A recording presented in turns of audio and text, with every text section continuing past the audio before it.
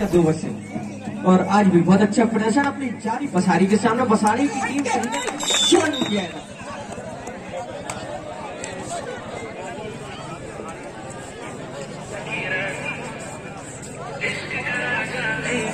स्वयं गिरेगा तो कहीं ना कहीं 2 नंबर जीत जाएगा। एक चुटका में देखिए आप किस प्रकार सुरेंद्र यादव की फिर से बैकअप वापसी है। पूरी टीम का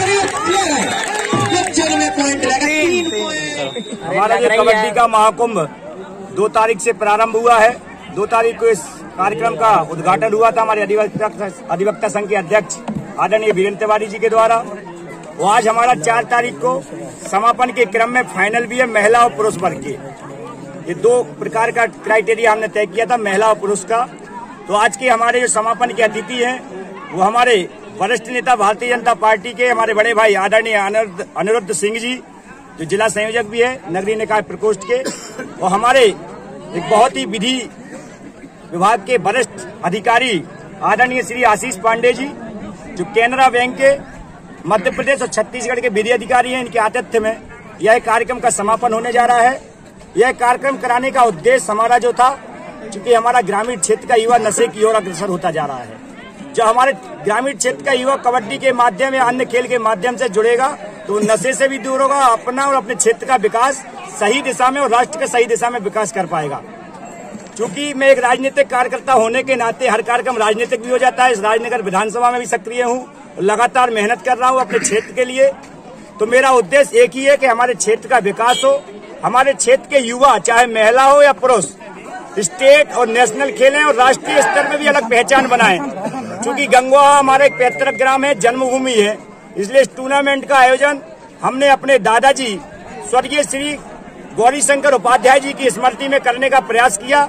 वो भी एक नेक पुरुष थे, गांव के विकास के लिए हमेशा कार्य करते थे। हमारे पिताजी भी इस गांव के सरपंच रहे हैं और उन्होंने जो आप आए होंगे जिस रोड में बमीठा और गंगोहा की कनेक्टिविटी का रोड उनके ही सरपंच कार्यकाल में पूर्ण हुआ था।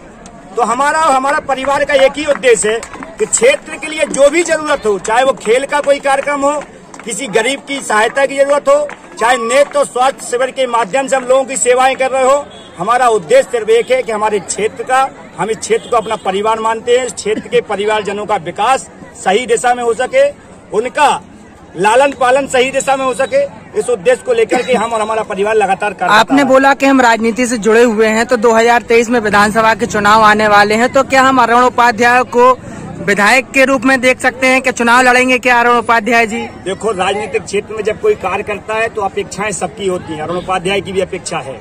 यदि भारतीय जनता पार्टी की इच्छा अनुसार उन्होंने चाहा, निश्चित में 2023 में मेरा प्रयास भी है आप सबके सहयोग से, क्षेत्र की जनता के सहयोग से। मैंने विद्यार्थी परिषद में संगठन मंत्री के नाते कार्य किया, भारतीय जनता पार्टी में भी लोकसभा विस्तारक के नाते भोपाल में कार्य किया, विधानसभा विस्तारक के नाते कार्य किया और अपने क्षेत्र में भी लगातार कार्यरत हूँ। मेरे पिताजी को भी आप भलीभांति सब लोग जानते हैं, जनसंघ के लिए उन्होंने अपना पूरा जीवन खपाया है और उन्होंने जनसंघ और भारतीय जनता पार्टी को गढ़ने में अपना सर्वस्व न्यौछावर किया। अगर पार्टी टिकट नहीं देती है, जैसे कि आप बीजेपी से जुड़े हुए हैं, तो फिर आप क्या करेंगे? ये आने वाला वक्त तय करेगा क्या होगा क्या। आपने बोला कि हम विकास के लिए काम करेंगे, विकास करना चाहते, तो क्या अभी जो सांसद जी हैं खजुराहो, वो विकास नहीं करते हैं क्या? सांसद जी लगातार प्रयासरत है, विकासशील विकास पुरुष हैं। और मैं एक और बात आप सबके माध्यम से कहना चाहता हूँ कि आज तक हमें ऐसा सांसद नहीं मिला है जो एक बुंदेलखंड के अंदर विकास की गंगा बहा रहा है। हमारे सांसद जी युग पुरुष हैं, हम उनको विद्यार्थी परिषद के समय से जानते हैं। मैंने भी उनके कार्यकाल में, जब वो हमारे विद्यार्थी परिषद के क्षेत्रीय संगठन मंत्री थे, तो मैं विभाग का संगठन मंत्री हुआ करता था।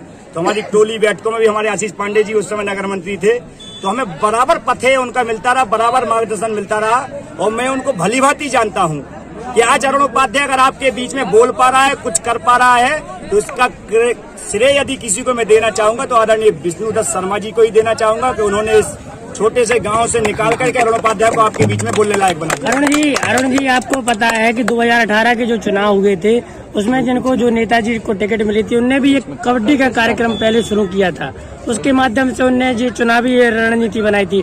क्या आप भी उन्हीं के आधार पर काम कर रहे हैं जो आज कबड्डी का कार्यक्रम हो रहा है? मैंने आज विधानसभा की तैयारी है? मैंने आज तक कभी कोई रणनीति से काम नहीं किया। महाकाल की जो इच्छा होती है, क्षेत्र की जनता की जो इच्छा होती है, मैं निकल पड़ता हूँ आंख बंद करके निकलता हूँ।